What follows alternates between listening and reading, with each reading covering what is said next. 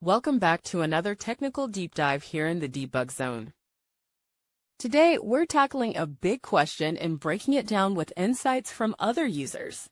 Hopefully, this clears up some misconceptions and helps you get the answer you need. So buckle up, stay a little curious, and let's jump right in.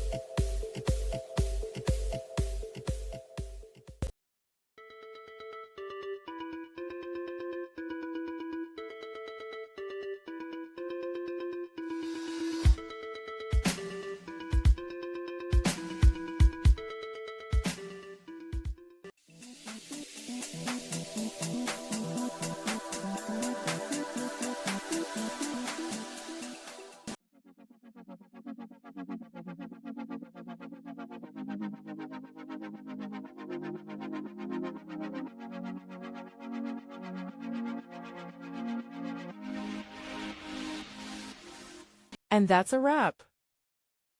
I hope you found the answer you were looking for. If you did, take a second to hit that subscribe button. It really helps out.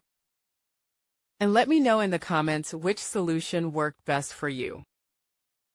See you next time in the debug zone.